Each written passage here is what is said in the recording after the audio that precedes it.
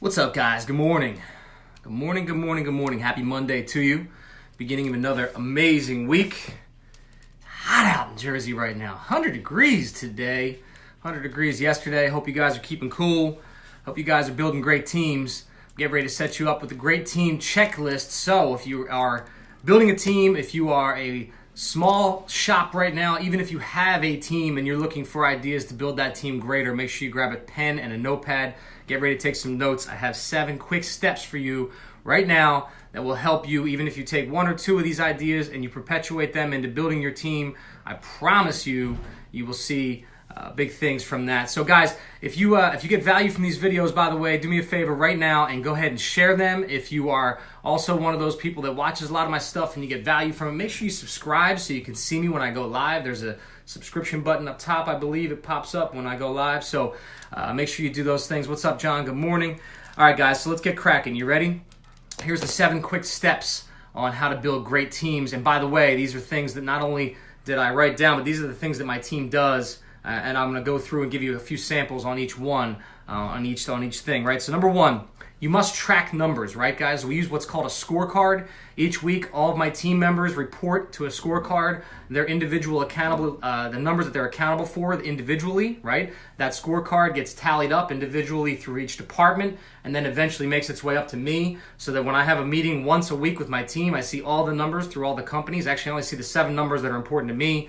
But basically each department has numbers and they get matriculated up, right? So that only the 7 numbers that are important to me are important to me. But each departmental manager needs the departmental numbers from scorecards, right? So what you track, what you measure, you can improve. Folks, if you're not tracking numbers, if you're not looking back at historical data, you cannot improve off of that historical data, right? So make sure you're tracking those numbers, make sure you're paying attention, and make sure you're having it automatically reported to you.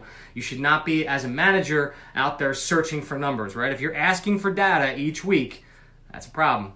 All right, number 2, encourage the behavior that you want, right? So a couple things that happen within our organization, right? We have a saying, first and foremost, that we're building a team of leaders. Now, what does that mean? That means everybody from myself all the way down to the lowest person on the totem pole is a responsible leader within their position. That means that they're responsible for making decisions. That means that they don't ask too many questions. That means that they actually come with solutions instead of coming with problems, right? So I don't care if they're a processor, I don't care if they're a salesperson, I don't care if, whatever they do within the company, if they're in the construction, if they're out in the field, right? They're coming with a solution. So when they come up to their manager, the next line, whoever's in charge of them, by the way, is that light like I think that light's what's making me turn orange.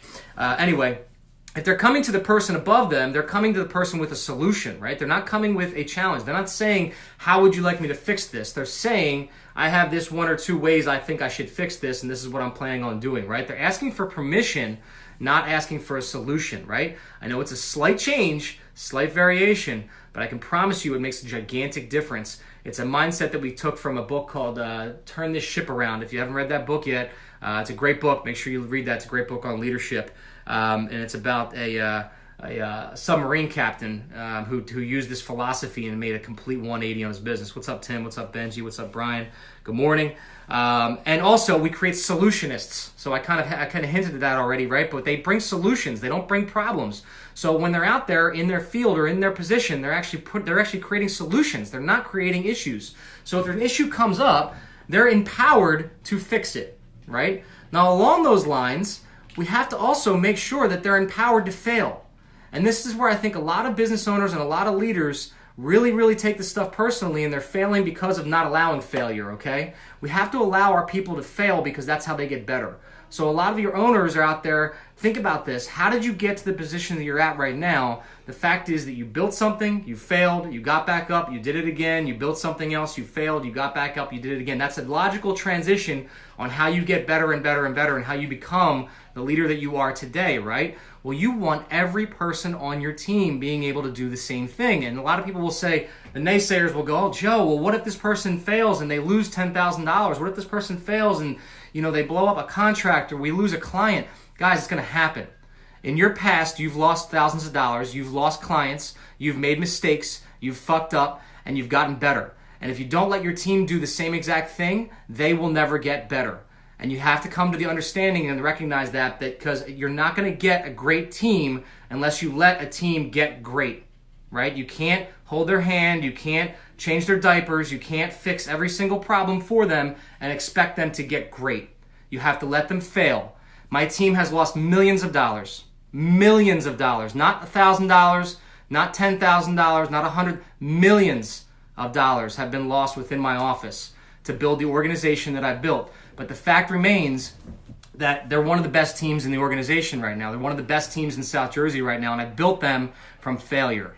So you have to start letting your people fail. It's a major, major mind block for a lot of people in business. They always want to catch everything. You can't catch everything, guys. You're going to fail. It's going to happen. But guess what? You failed to get here. So just remember that and let your people fail, okay?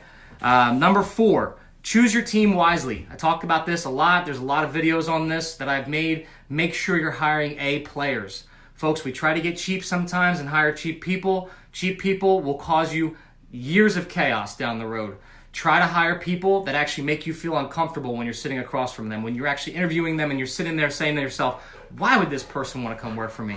This person's way too qualified for this position. This person could not possibly want to come work for me, right? That's an A player, folks. When they impress you so much at the interview that you're excited to bring them onto the position, that's probably an A player. There's a lot more that goes into that, but I'll shoot more videos on this in the future. Make sure you're hiring great people that impress you right off the bat, people that you sit there and say to yourself, wow, right? They're wow people. You got to make sure you're hiring those type of people, right? Number 5, demand loyalty and resist the temptation to seek better options. Folks, loyalty is imperative in this business, in any business, I don't care what it is. The fact is, somebody said this last week in one of our mastermind calls, and I loved it. They said the grass is always greener on the other side. Sometimes the grass on the other side is AstroTurf, right, guys? Sometimes the grass you're seeing is fake, right? How many times have you chased a shiny object and you've paid for something or you invested in something and you got to the other side and you're like, what the fuck is this, right? Guys, loyalty is paramount. And you have to demand that within your organization. You have to let people understand that you are going to create a solution for them. You are going to create an income for them. You are going to create opportunity for them. You are going to create freedom for them. That's your responsibility at that point. If the grass is greener on the other side, it's your fault. But the fact of the matter is, if you create a great institution, a great culture, and you have a great leadership team, the grass will never be greener on the other side because the other side is just offering AstroTurf. So think about that. Be accountable to yourself. This is one of the other leadership fails I see a lot of times. Guys, we start making money and we start kicking back and relaxing, right? Guys, you have to set the example. If you're a leader, you have to take the rope and you have to pull uphill, right? You have to bring people with you. You can't push, right? You can't just push a team uphill. They're not going to carry you uphill if you're the leader. You have to set the example. You have to be number one. You have to be the guy getting up at 5 o'clock in the morning and going to the gym and expecting your team to follow you, right? They're not all going to follow you. That's cool. But you have to set the example. You can't be lazy. You can't not do the work. You can't be afraid to make the sale. You can't be afraid to do what you got to do to get stuff done, right? You got to set the example. So, number 6, you got to be accountable to yourself. You can't ask your team to be accountable to something if you're not going to be accountable to yourself. So you have to set the example, set the tone. And number 7, and this is probably one of the most important things, when in doubt, support each other, right? You see a lot of drama and chaos going on within teams. People start falling apart. They start yelling at each other. They start blaming each other. Why didn't this happen? Why didn't that happen? It's this guy's fault. It's that girl's fault. No. Guys, a great team, when they're in the bottom, when they're at the rock bottom, they find ways to support each other. They find ways to bring each other up. They find ways to correct the situation by lift, right? Instead of fighting. So when you have a great culture and a great team, they support each other and they work together and they're looking for that end goal together, right? I call it the Super Bowl winning team, right? We're building a Super Bowl roster. When you have a Super Bowl team and someone goes down, another person's there to pick them back up, right? Right? You know, someone gets injured, another person fills in that spot. That's what a Super Bowl team does. And so when you're in strife, when you're in, doubt, you're trying to figure out what's next, the next thing is always to support each other, right? Always support your team. Always give them the benefit of the doubt unless something is blatantly wrong or something is seriously not adding up, right? Because we have a cultural fit that says always do the right thing, right? If they've done the right thing, you got to support them. If they've done the right thing, you got to level them up. You got to take their side. You got to show them the support, right? So when in doubt, support each other.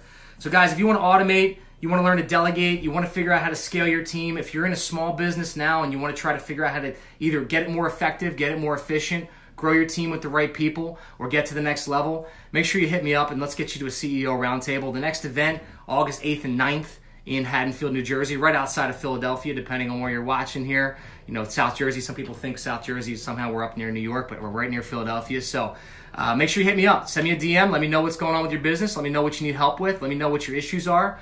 And I'd love to see you guys take it to the next level. I'd love to see you help you. I'd love to help you out and help you see more efficiency and help you build that leadership team within your organization so you can take yourself from operator owner to freedom owner. And that's the end goal for most of us, right? So anyway, if there's any questions, guys, make sure you hit me up in the DMs. If you found value in this video, all I ask you to do is please share it with some other people. Appreciate you guys. Have a great week. Peace.